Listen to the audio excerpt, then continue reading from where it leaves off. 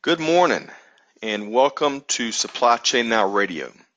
We are broadcasting live today from the supply chain capital of the country, Atlanta, Georgia. My name is Scott Luton. I'm your host for today's session. In our webinar today, we'll be talking supply chain transformation with a really neat case study coming to us from the recycling industry.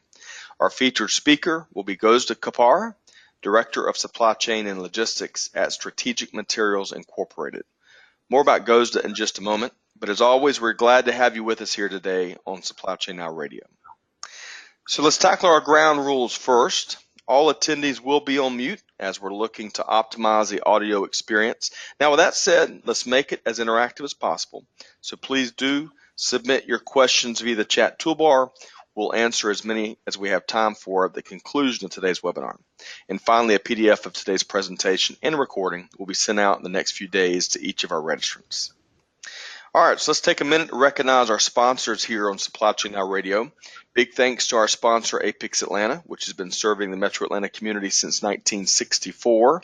For those of you new to APICS, it is the premier industry association dedicated to end-to-end supply chain management. Around the world, our organization serves over 45,000 members.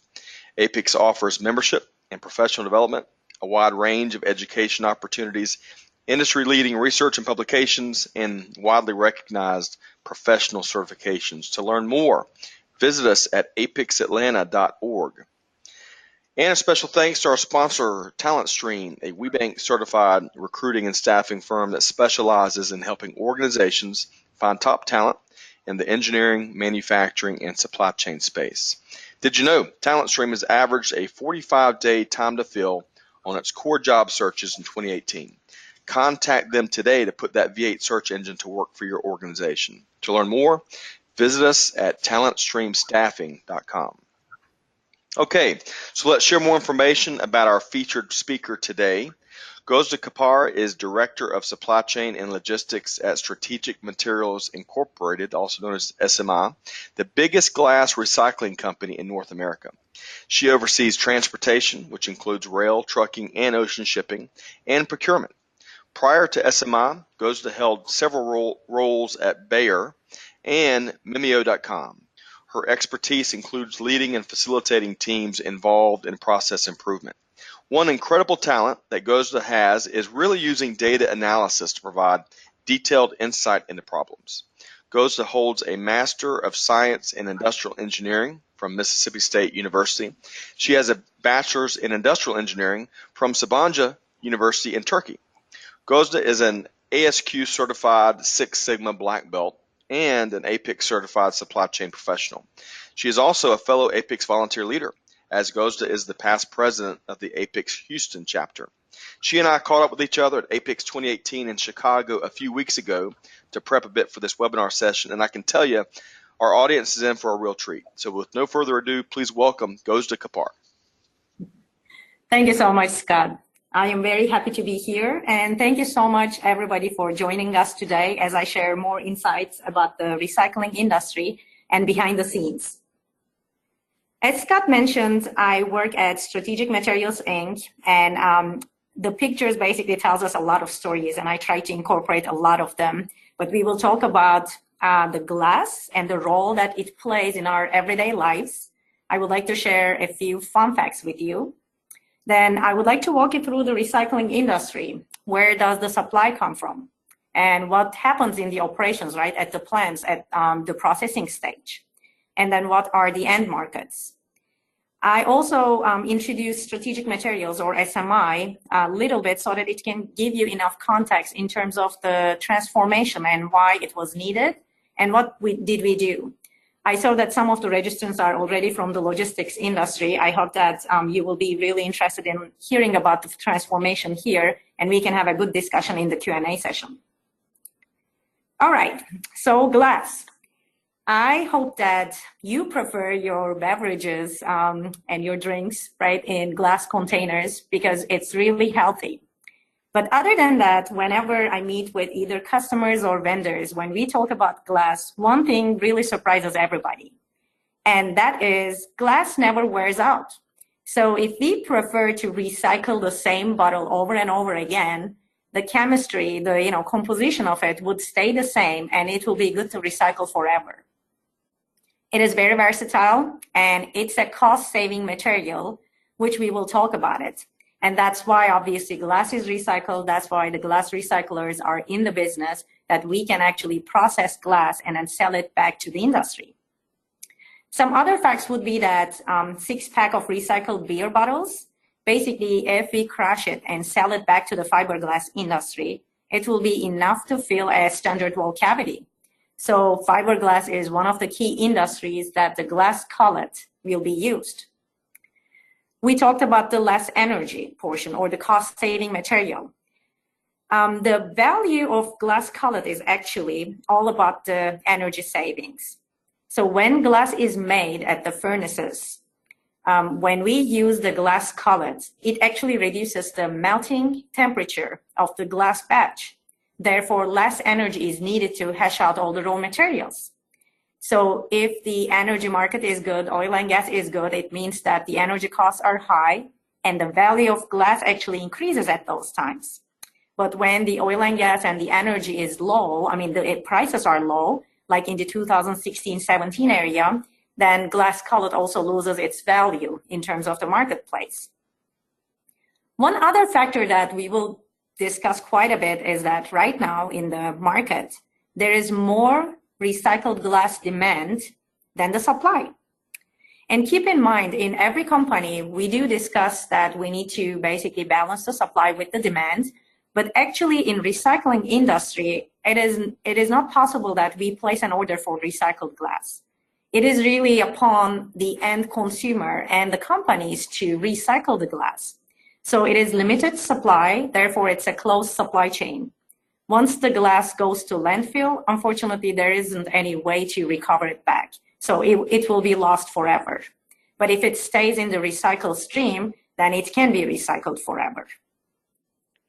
All right, so let's now move on to the glass environmental cycle, how it works. I will start with the supply, which will be on the right-hand side, the blue colored columns. So where does SMI or anybody else in recycling industry, glass recycling industry, would get their supply? The number one, and in terms of percentage, the highest percentage of the category is the curbside collection, which means that you and I, we basically return our recycled goods in one bin and put it on the curbside. Then we have the big companies like the Waste Management or the Public Services. They go around our streets, usually once a week or twice a week, and collect the recycled bins. So what happens is that those big collecting companies own MRFs. MRFs stand for Materials Recovery Facility. So in those facilities, all the contents, right, all hashed out. We call it the 3-mix. It means that the different types of material together, such as the plastics, paper, glass, as well as metals. So these facilities basically process the material, what is returned from the end customers or from the collection that day, and they take out the most valuable items from their perspective, which would be usually the metals, again, the cans, and then the paper and the cardboard, then the plastics. So whatever is left would be returned to a glass recycler as the glass batch. And as you can imagine, this glass batch would not be 100% glass. You might be having some issues with your vendors, right? We always check the quality of the supplies that we receive. So we have the same methodology in our plants. Whenever we receive the glass batch, we do a quality analysis. And as you can imagine, again, some of our suppliers are at 60% glass content, whereas some would be at 90%, 95% glass content. We would like to work with the suppliers so that we can increase the glass content in the batch that we are getting in our plants. And it was very surprising for me because we talk about recycling. I see it as the glamorous world, but it is actually the waste industry, the waste supply chain. So when I first visited one of our plants, I was very surprised because what I saw is actually in the supply was a soccer ball and a shoe and some chicken bones. So when you think about the supply in glass, actually, it is, again, whatever the end customer returns and whatever somehow did not get sorted out in the first process at the MRFs. So that would be the glass supply, which we will talk about in operations that requires additional processing and it increases the operational costs. Okay, so enough about the first curbside collection. The second source of supply would be the post-industrial scrap. This is actually the best one that we love because if we work with facilities who are already producing, let's say, jars or glass bottles, they might have some issues in their manufacturing processes. There might be a bubble, right? And then they would reject a whole batch of glass. What happens is that we get this material and then we sort it, crush it, or process it according to the customer specs, and then we sell it back to them. As you can imagine, this is very clean supply. So this is almost 100% glass content. If it's already packaged or cased, we call it. So we have to remove the shrink wrapping and the cardboard. But other than that, there is no other contaminants, no other organics in it. So this would be a very good source of supply for us. The third source of supply would be the recycling brokers and the individual collectors. These would be actually anybody who is in the business of going either from one company to another. It might be, for example, the restaurants or the bars to collect the glass bottles or the jars and then sell it back to the glass recyclers. In Houston area, unfortunately, 2 years ago, the city decided that the glass was not wanted in the stream anymore, recycled stream anymore. And it was in the news. There was an 8-year-old who saw actually this as an opportunity and formed his company with a 20-year-old business partner who had a pickup truck. And they start collecting glass from door to door in the residential areas, and Strategic Materials contacted them to get their supply because, again, this would be mostly the clean supply that we are interested in. The fourth one is the buyback and the recycling centers. You can actually take it directly to a recycling center and you can actually get paid on the spot. Or the buyback programs can be offered actually at some famous, parks or major areas in a city that you might need to watch the news for. The fifth source of supply would be the deposit states. There are about 10 states in the US, and that would be, for example, California, and majority of the states would be New England, that you would basically take your bottles and then you would get 5 cents or 10 cents based on the either size or color of it. And then the states would ensure that the glass is, again, recycled and it's in a clean stream. So these would be the major glass supply sources for us. Once it gets to our plants, I would like to show you a footprint as well in the next slide or so. We have to basically sort this material again because most of the cases it's not clean. So we still take out the leftover metals or paper and plastic. We do have partners that we recycle those materials back. And then the rest is basically running through our process, lots of conveyors, lots of sorting, about 3 times until we say that, okay, now I have my glass batch. Once it's at that point, we do have really nice technology actually to sort it out. It's color sorting. So we feed this glass batch into the color sorting machine and then it recognizes the color. And with the help of the air, it shoots green glass to one area, flint or the clear glass to another area, and then the amber or the brown color glass to the third area. Therefore, we would sort it based on the color. Based on the customer and the customer specs, the process does not stop there. So the number one, so I'm going to now talk about the sales stream or the green area. Based on the customer specifications, if we are going to sell this product to the glass containers, right, the bottles and the jars, we are going to sell it in chunkier form. So the customer might basically send us a PO for a specific color, but it's not going to be crushed very thinly. The second biggest industry would be the fiberglass industry. So that would be the, for example, insulation behind your walls, right? When the new house builds are done. And the type of actually end product that we supply to this industry looks like just flour. It is in powder form. So if we are selling to fiberglass, there would be a crusher process that it's actually like a cotton candy process, that there is a crusher that the glass actually hits each other and then becomes powderized. So that would be the end product that we would supply to the fiberglass industry. The number 3 would be abrasives. And the abrasives is really exciting for us. This is a new area that we would like to enter. You might have heard of sandblasting. So glass is very abrasive, and it can be a substitute for sandblasting. For big navy yards or any corrosion type of application, glass is environmentally friendly.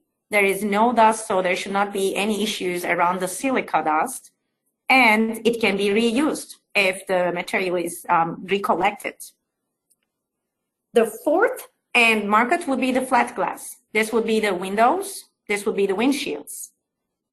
The 5th one is the highway beads. If you are driving late at night, you would see that in the middle of the road, you do have those, yellow things, and then they reflect the light, and then you will see recycled material or glass is being used in that.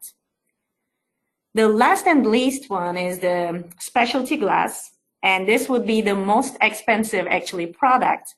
As anything colorful and nice, you can think about the fire pits, the blue glass, or you can think about actually the glass used in decorations, like in maybe the countertops in the kitchens. And I have a picture for that we can look at it, and you can see that it looks really nice. So I hope that it gives you a good idea of where the supply comes from and what happens basically once the supply is at a plant, processing plant, then how do we sell it, or which industries we sell the glass to. Just a little introduction on strategic materials and the market serves. Now we have the visuals in this slide. We talked about the container business. You can see the glass bottle there. We talked about the abrasives. Again, in the corrosion type of applications, glass can be used. The fiberglass as the insulation.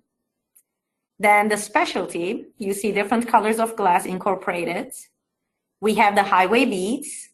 And glass can be actually used as a filler in paint industry as well. Strategic materials is in plastic recycling only in Canada. We have about 50 locations, and only one of them is focusing on plastics. So in this presentation, we will talk about the glass because this is the bulk of what we do. Here's our footprint and also the operational capability. This slide shows, again, the 4 plants in Canada and 1 in Mexico, right over the border in Mexicali, and the rest is basically in the US. We have about 50 plants, and we are either closer to the supply or to the customer. And the reason for that is that we would like to minimize our logistics costs, and we would like to make sure that, for example, if we are closer to the supply, we would like to secure our supply so that we can keep our plants running.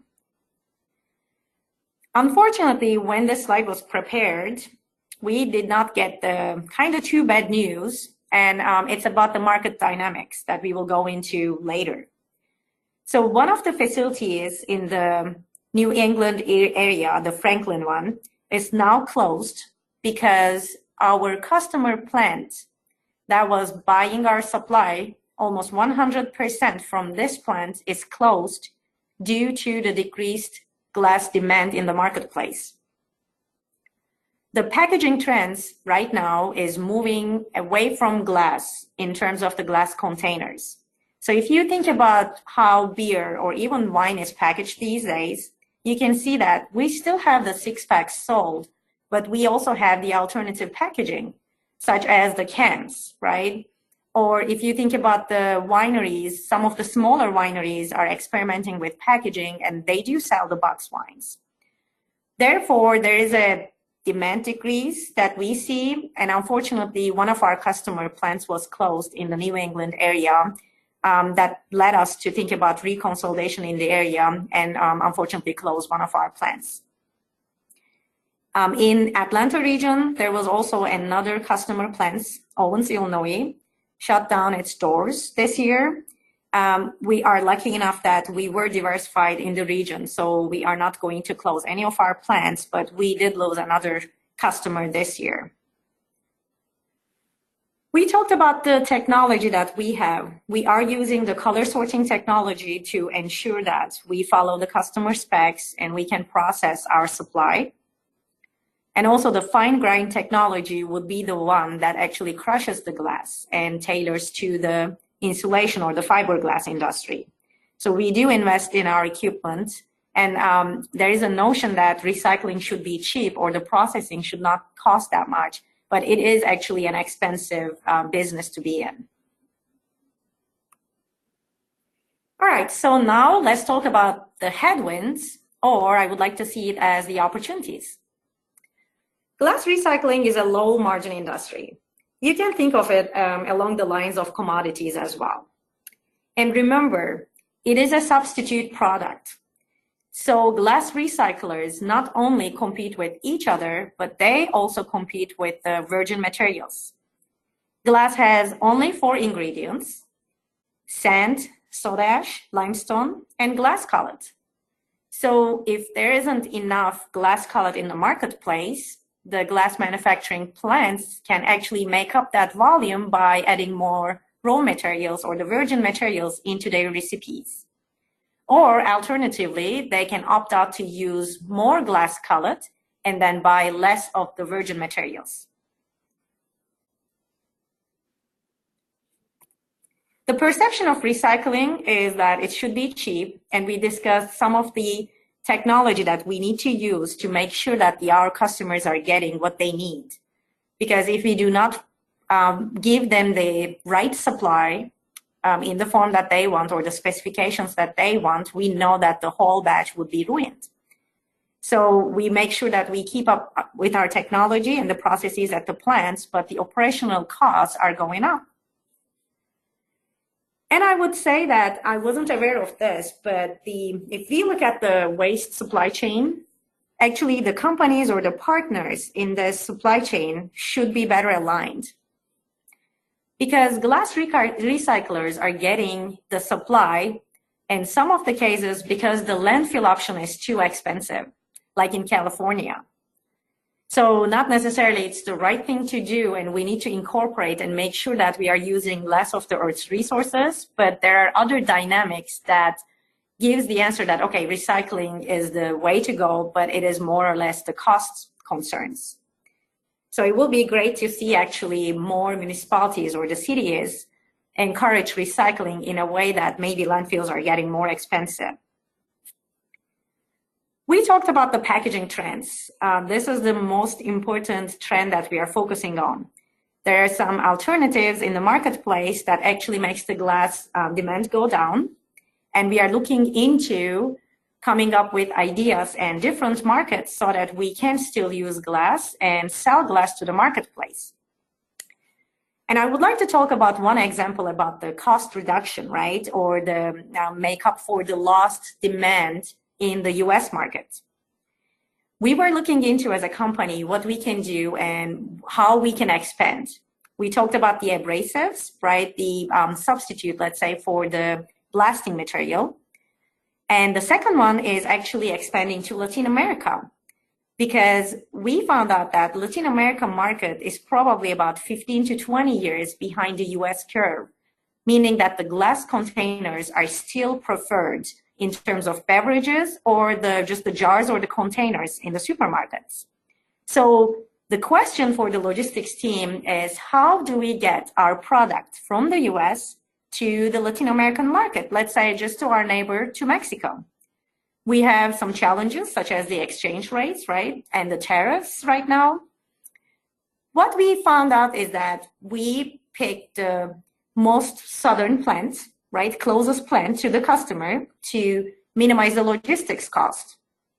And some of the options that we looked into was to rail the product from the US to Veracruz. And we found out that actually the land miles was about 3,000.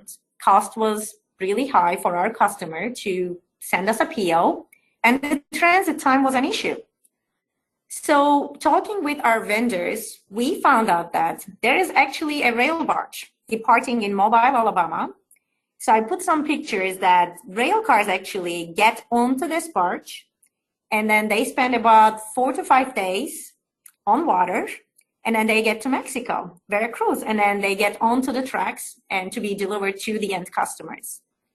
This way, the miles that the cars are traveling are half, and the cost is as half, and the transit time is much better. So we were able to do a pilot study actually and send some rail cars to see if our customer would be satisfied with the US material. So this is just an example that we are working on cost reduction, and we know that logistics is an initiative-rich area. As an example, if my team comes back to me and they tell me that they do not know what to work on next, I would definitely tell them to look, into the different areas further, because you can actually focus on the asset management, right? The rolling stock, the assets or the rail cars, the trucks that you own. You can look into the OPEX costs, the repairs needed, how frequently, why, and the maintenance schedules, right? The freight, so in rail, it's per car, and then I will talk about some opportunities. So we can always look into different options. Like in this example, we did not just say that, okay, rail is the only option. This is now actually a mixed mode transportation that gave us the order, and it made, both parties happy, and it was a win-win situation. And we need to also think about the accessorial costs like demurrage and incidentals, which can be very high at times.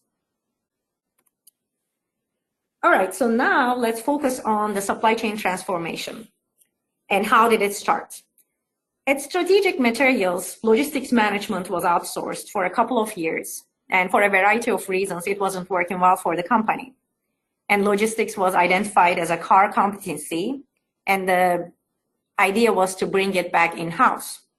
So I was hired actually to kind of spearhead the logistics department here. And I had some prior knowledge about rail, but definitely I did not know as much as I know today. So it was really very helpful for me to get into a new area. Even though it was very challenging and intimidating, I was able to question everything. So asking the why question for different things during the day, why we are doing that, or why does a plant has this many cars? So it gave me really a good insight into the whole rail operations. And one tool that I would like to recommend to you is that if you're in a situation where you know that the organization has a lot of data because everybody at some point touched this project that you're working on and did some different, views of the data, data harmonization might be the way to go. So I copied and pasted basically University of Michigan's definition here that data harmonization refers to all efforts to combine data from different sources and provide users with a comparable view of data from different studies. For me, when I was hired, I knew that, for example, finance and accounting had data because they have to pay the bills, right? The rail car leases at the end of the month. They knew what vendors that we are working with. And if you look at the operations, the plans, well, they knew the exact rail cars that they sent to different customers and when they would be coming back.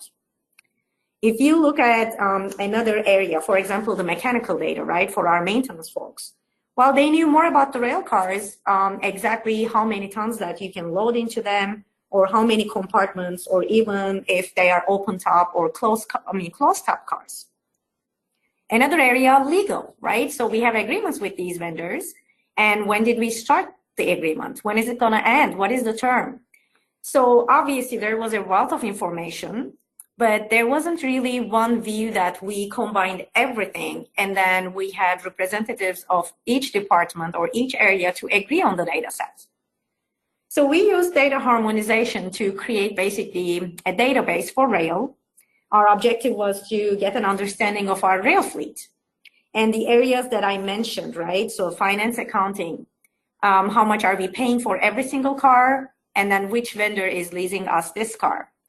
If you talk about legal, okay, this vendor, when did we start the agreement? And what is the term? When is it going to end? So that it gives us an idea in terms of when this car will be returned or renewed.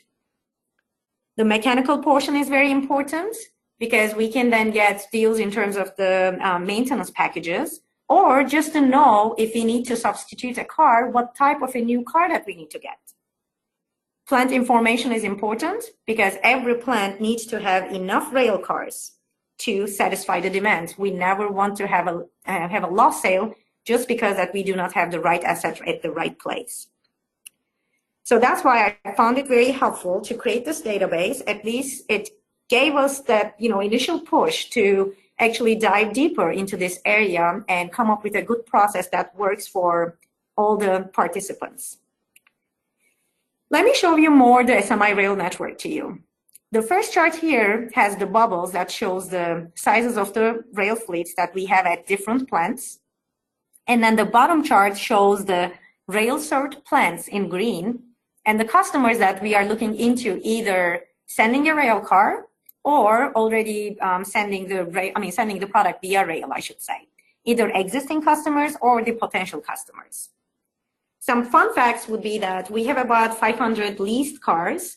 This is not the total of our fleet. We are using also some customer cars, but this is kind of the core of our lease that we, or fleet that we are managing.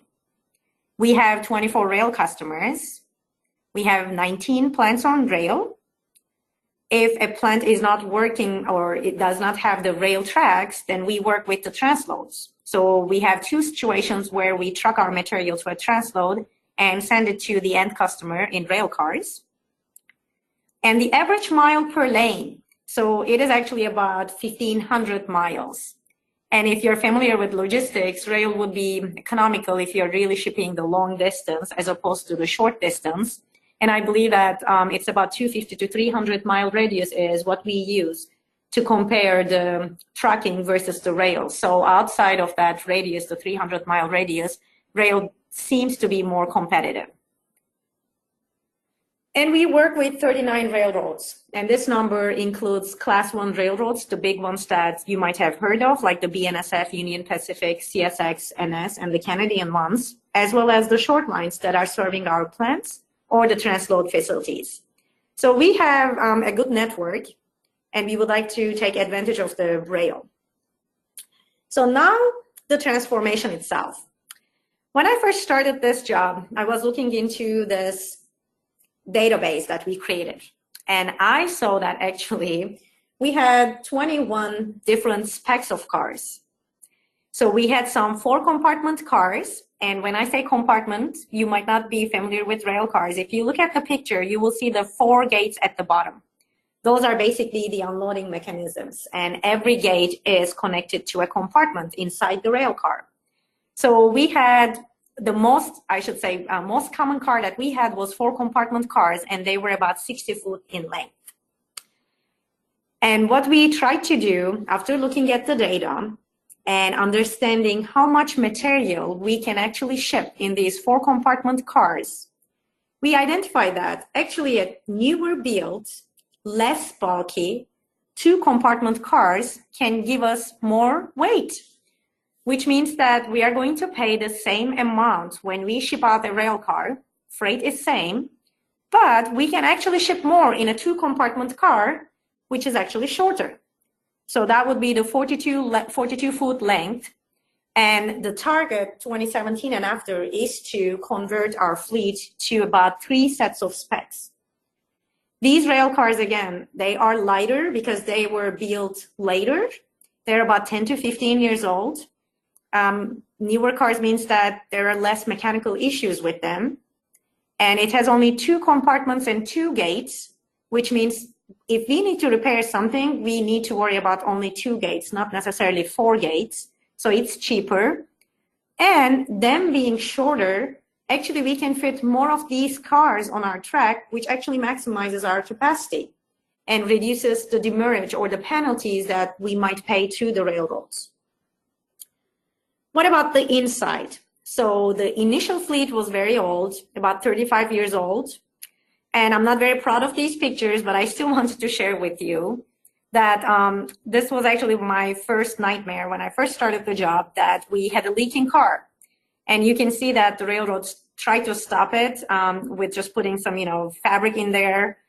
We had to find a contractor to actually transload the material in this car to another car that does not have obviously holes, and we needed to pay for the contractor and additional freight, either the empty freight for the rail car that we have to pull, and also the additional freight that we have to pay for the second rail car.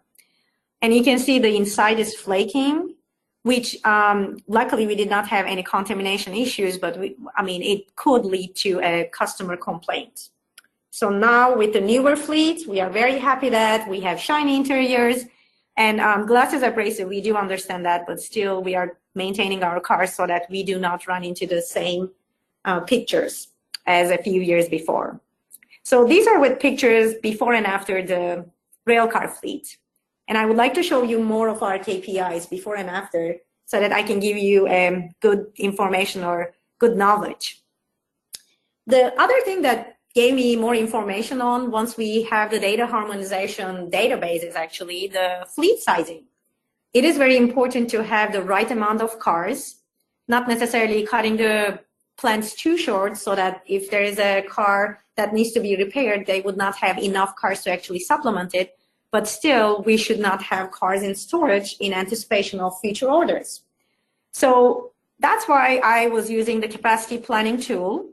And I would like to give you just one example so that we can look in the factors, what actually affects the rail fleet size needed in the end. And this will be an easy example in terms of assuming that there would be only one car type. We are not, again, thinking of maybe rail cars assigned to different customers, because in reality we do have these situations. Or this is not basically considering the rail cars or the products being assigned to different rail cars, because if a fiberglass product in a rail car, we do not want to use that rail car for the glass containers. Again, we might actually open the door for a possible contamination. All right, in this example, I have the annual demand, the tons, right? Let's assume that we are shipping 1,000 for 12 months, and then the cycle time is 40 days. So we ship the car from our plant, it travels, gets to the customer plant, and then it gets unloaded and gets back to the origin plant. So this whole process takes about 40 days. What I did is just divide this 40 by, just divide a year, 365, by 40, which gives us the turns per year. So this rail car can actually give us 9.1 turns in a year. And if I'm loading about 105 tons in a rail car, then my fleet size should be about 13. So this is annual demand divided by turns per year divided by tons per rail car. Now let's see how different factors impact the fleet size. For example, if I change my cycle time, now let's say I am shipping from an origin plant that is further away from the customer, or it is winter time that because of the heavy conditions, the rail network is congested. So it's taking longer for my rail car to get back to my origin plant. Instead of 40, now our cycle time is 60 and everything else is same. You can see that now I can turn this rail car only 6.1 times per year. So that increases my fleet size from 13. Now I went to 19. How about this scenario? Now I am actually changing only tons per rail car according to the original scenario that we looked at. Everything is same, but instead of having 105 tons in a rail car, maybe I have again older and bulkier rail cars, which actually gives me a lower weight limit to load my product into. So I can only load 98 tons in a rail car. Then it means that I need to actually add one more rail car in this fleet so that I can satisfy my customer's demand. So by doing so, actually, we were able to reduce the rail fleet size, and we right-sized the fleet. But as I mentioned, this is a very basic example that we looked into some other factors, such as the assigned cars and also the maintenance history for our plants, so that they have enough cars in case a few cars are out on maintenance or the repair issues. So let's look at another KPI that I would like to show you. I showed you the pictures, the older fleet with the older cars. So this chart actually compares year 1 versus year 2. Year 1 is shown with the orange color. So the average age of our rail cars were 37 years. And when we had the right opportunity, the right time to change our fleet, when the oil and gas market was down, there were lots of 2-compartment frac sand cars in storage. So the lease amounts were really favorable for the lessees. We converted half of our fleet to the newer cars. And you can see that now the majority of the cars that we own are about 5 to 10-year-old range. So the histogram or the distribution of the age changed significantly, and we are still working on getting actually newer cars and younger cars so that we can minimize our operational costs whenever it makes sense. Right now, unfortunately, the frac sand cars are so expensive because oil and gas came back, which we are very happy. But unfortunately for our business, the glass recycling and the margins that we have, we cannot justify paying that much. So let's look at the historical trend for the fleet size. We started with 700 cars, about 700 cars, and then you can see that as we did these calculations and as the leases were coming to mature, we returned them, and in some cases we did not replace the cars. This does not show exactly the current situation. We are adding some rail cars because we are converting some lanes from trucking to rail, given the increases in the trucking industry right now, or we are finding some new lanes. So our sales team or commercial team is actually bringing us new business, which we are definitely very happy to find new cars so that we can satisfy the new demand. Let's see another one. So this one is for the finance folks that you can see the bubbles. And these are not the exact rates that I multiplied the lease amount per car per month by a constant. And one of the axes is showing that financial portion. The other axis is showing actually the number of rail cars. So we had a big bubble in year one where we were paying quite a bit of money for a lot of rail cars. And when, again, it was the right time for us to convert our fleet, we returned some, we downsized. Therefore, in year two, one, we were able to get lower lease costs. Two, we renewed or got only newly leased cars for the cars that we wanted, not necessarily the whole fleet or the whole rider that we returned. So we moved the blue dots towards the lower cost option. And we have, multiple riders so that it gives us flexibility in terms of when a rider matures so that we can look into either returning the cars or basically just releasing them based on the market conditions. All right, let's look at the cycle time. So we are tracking the cycle time, and cycle time has 4 components.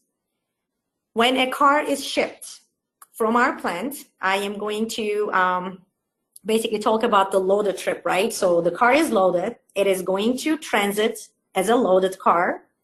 It is going to dwell at a customer location loaded for a couple of days, and unfortunately sometimes more. And once it is unloaded, it's going to transit empty. And then now it's going to come back to the origin plant, dwelling empty, waiting to be loaded again. We track this for plants, and also we look at it in a big picture sense on a quarterly basis. So it shows, for example, the historical data we have for a quarter 3, 4, quarter 1, and 2. What we are trying to do is obviously reduce the cycle time because it is a major factor that impacts the fleet size and how many cars that we need in our network. But there are some portions here, such as the transit times, that not necessarily the end customers or the shippers have control over. Therefore, what we are trying to do is focusing on what we can control, and that would be the blue and the green. So how many days that it's dwelling at a plant waiting to be loaded? Why is it waiting more than, let's say, 3 to 5 days? Do we have supply issues? Do we have a mechanical issue? Same thing at the destination. Why isn't dwelling at a customer facility longer than expected? Are they having some issues with their furnaces or railcar unloading mechanism? So this gives us a good idea. But also we need to keep in mind that weather is very important, and we do usually see the Q4 and the Q3. If you are having a harsh winter that year, that increases the cycle time. All right, let's talk about another metric, the ocean shipments. I mentioned that we actually trying to expand to Latin America, and we are happy that before 2016, we did not have any ocean shipments. And after 2017, we are doing on a regular basis 2 per year, and we are on a path to increase it on a quarterly basis. I put some pictures here so that you can see how we are shipping it in bulk, in vessels. And you see actually 2 pictures at the bottom that shows 2 different loading mechanisms. One of them would be the clamp, the other one would be the loader. But the pictures that you are seeing here are the glass cullet. So it is actually for the container business, not the powder form.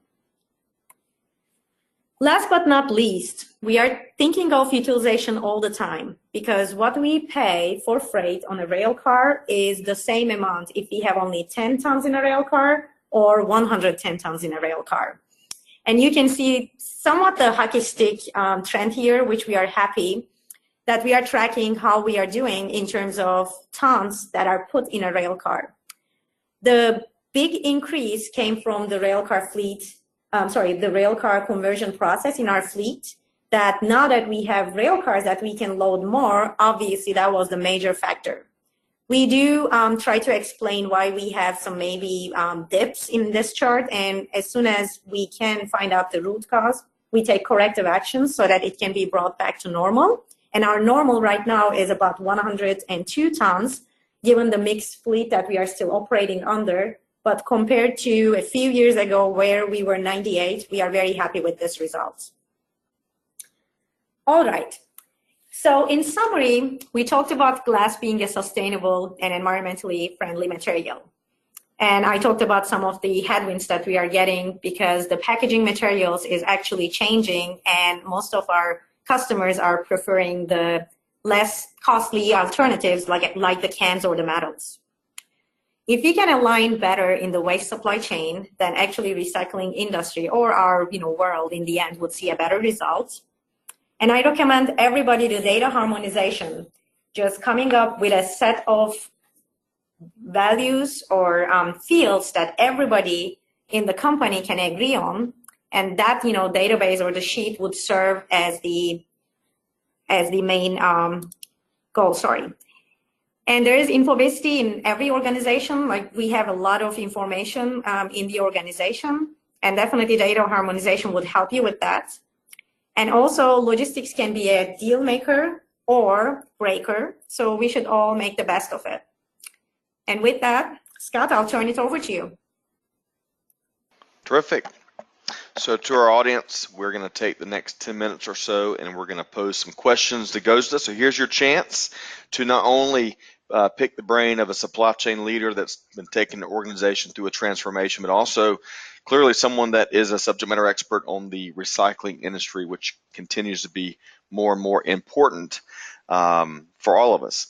So to our audience, if you want to pose a question to Gözde, please use the chat bar on the GoToWebinar toolbar, and I will pose those to Gözde as they come in. Gözde, we've got a couple questions already submitted, and we're going to lead off with this question from Nicholas.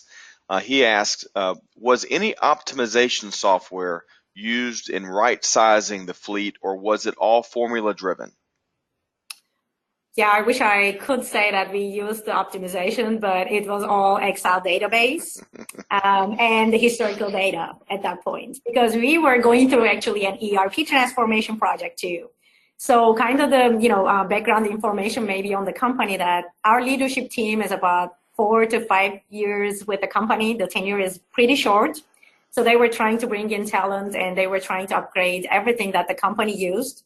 So I don't think that it was even an option to discuss another, optimization to be connected to our ERP at the point, because it was hot. But yeah, we did use Excel and the historical information to make the best decision.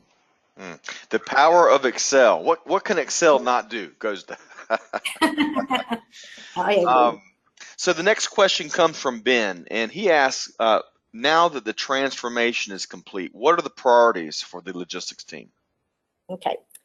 So what we are working on is actually now the incidentals, or what we call the incidental costs. We operate the fleet. We think that we have a good idea in terms of the fleet size. We are on top of our leases and the cycle time. But on a day-to-day basis, we still have some overloaded cars. So what happens is that if a shipper loads the cars more than the rail car can carry, then the railroads might catch you. I will say might. And if they catch you, you have to actually pull the rail car out of this train, and then you have to find a contractor at that rail station who would reduce this rail car and submit the scale ticket back to the railroad, and then this rail car will be integrated into the next train. So these type of situations, as you can imagine, we are losing, for example, in the cycle time, because first of all, we need to find a contractor, check their availability, and then also wait for the next train. And we pay additional cost, and it might have basically a negative impact on the customer side too, that they might have a glass batch go in and they might need the product, whereas, it's still stuck somewhere else. So the rail team currently is working on these type of situations where day to day, we actually be proactive and see where we might have an issue, again, based on the historical data or the scale results that we are getting, so that we don't have to pay additional or we don't have to lose days according to our original plan. Great question, Ben. Thanks for sharing your insight on that, Gözde. Next question comes from Terry, and Terry asks, what is the most exciting news this year from a glass recycling standpoint and its impact on logistics? Okay. So this would be one of the things that we actually touched on, which is abrasives. This is a substitute product, again, to the, or as a blast media that we are trying to get into. And we are very excited because this would be an environmental friendly option for our customers. And it can be used, again, the big shipyards or anywhere where the blasting is needed. But the impact on logistics is different, because if you look at all the pictures, we are shipping in bulk. Whether it's rail or ocean shipping, you saw that material does not have any packaging. So our assets or our vessels are geared towards that type of shipping. Whereas in abrasives, actually this would be our kind of introduction to the market, because abrasives are packaged either in 50-pound bags or the super sacks. So this will make us go to different carriers if you are talking about trucking, right? So now we can use not just the end dumps, but we can now go to the, the drive-ins. So it will be a different type of carriers that we need to establish relationships with. And if you are going to do any ocean shipping, then we can look into using containers, because for bulk shipping in containers, we found that it did not work very well for our product. But if they are packaged, then now it will work much better, and we can look into different modes and different options, which would give us a better cost. Great, terrific, great question, Terry. Nicole has posed a question here, which is really dovetails with what I was going to ask you about as well. So I read an article not too long ago that the cost of corrugated boxes has more than doubled in recent years.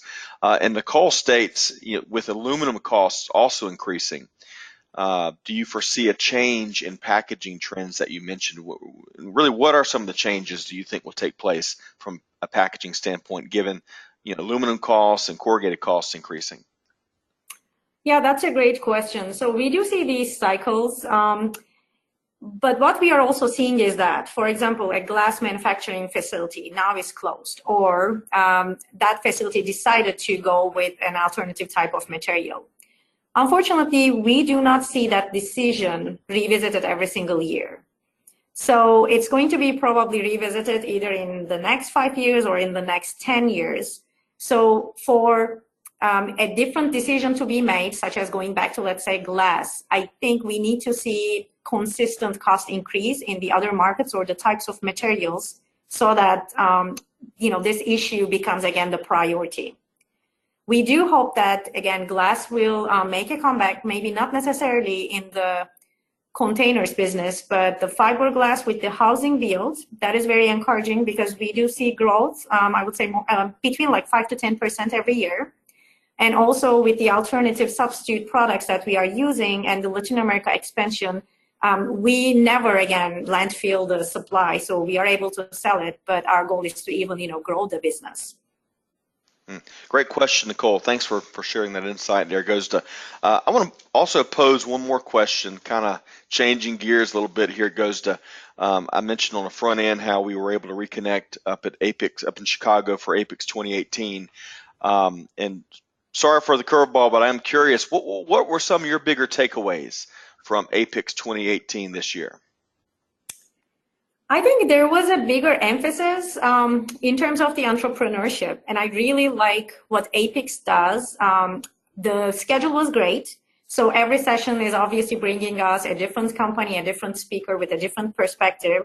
But I see more and more the entrepreneurial topics, I should say. So the keynote speaker, for example, was the co-founder of Netflix, Mark Randolph, and he had a great sense of humor during his speech, but he was also giving us even how you can be an entrepreneur and what he was doing, and it's not such an easy job.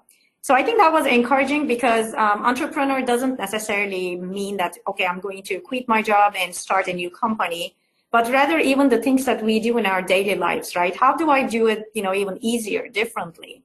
So I got a lot of encouragement from that perspective.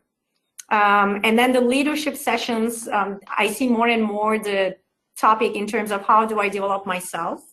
So a couple sessions that I joined talked about that. And, it's understanding basically the personality types, right? Also the other people and what is in it them. I mean, what is in it for them, in a meeting, right? So just understanding also their perspective and trying to reach a win-win agreement. So that was an important takeaway for me, that we sometimes, forget during the day when we are getting so many emails and everybody's trying to get through their day.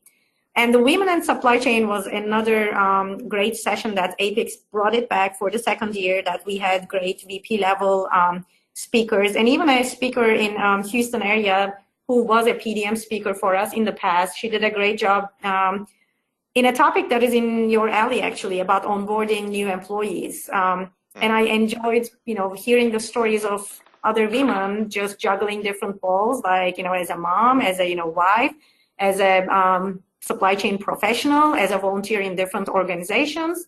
So that was very good to definitely touch base with different supply chain professionals. Terrific. Well, and to our audience, in case you didn't know, APICS holds an international conference once a year, which is one of the largest supply chain industry trade shows and conventions globally. This past year was in Chicago a couple weeks ago, and it'll be coming back about a year from now. I'm not sure of the next destination city, but to learn more about APICS, check them out at apics.org. Great resource for fellow supply chain professionals. Okay, well, Gözde, we're going to thank you for all of your great perspective and insight that you shared today. We're going to wrap up on just a couple of final items here. So first off, Supply Chain Now Radio has recently rolled out a new text to subscribe feature for our webinars. So if you're a regular attendee for our webinar programming, no need to continue to register on a one-off basis for each of our programs. So to be auto-enrolled for each of our webinars, text your email to, text supply chain to 42828, and then we'll take it from there. So this might make your life a little bit easier, especially if you attend our webinars for certification maintenance needs. Second, we want to invite our audience to join us for one of our upcoming webinars. We have several intriguing sessions on the docket focused on a variety of topics, and if we'll flip to that next slide there, from using big data in demand planning to a labor market update, which is the labor market update webinar is backed by popular demand. It was so well received about a month or so ago. We've asked Brian Devine with EmployerBridge to come back and share his insights once again. Also, newly scheduled December session on supply chain talent market observations featuring my business partner, Jessica Clayton. To learn more about any of these sessions, check out our new website at supplychainnowradio.com. Thirdly, join us in Atlanta on October 19th and 20th for our APICS Regional Supply Chain Leadership Forum, hosted by Georgia Tech. We're pleased to be featuring site tours, great networking, and some incredible guest speakers. To learn more, send an email to info@apicsatlanta.org. Also, if you're interested in pursuing a supply chain management certification, be sure to check out our APICS Atlanta CSCP and CLTD boot camps at Georgia Tech scheduled for December 2018. If you want more information on that, you can shoot me an email at evp@apixatlanta.org, and we'll make sure we get you taken care of. And finally, if there's anything we can do to serve as a resource for you and your organization, please reach out. Hey, Gözde, before we conclude today's session, any final thoughts on your end? Oh, thanks for asking, and thank you everyone for joining. Thank you for the interest that you are showing to recycling industry. So all I can say is that let's keep all the glass in the recycling stream. It is the right thing to do, and again, it creates jobs and it uses less of the Earth's materials. And I will be available for any offline discussions if you have any further questions. Terrific. Thank you so much for joining us, and to our audience, we'll make sure we provide Gözde's contact information there. As we wrap up today, we'd like to give a big thanks to our guest, Gözde Capar with SMI, for this fantastic presentation. Big thanks to our sponsors again, APICS Atlanta and Talent Stream. Of course, a big thank you to our audience for participating. On behalf of Supply Chain Now Radio, this is Scott Luton concluding today's episode. Have a wonderful weekend. We hope to reconnect with you again real soon. Thanks, everybody.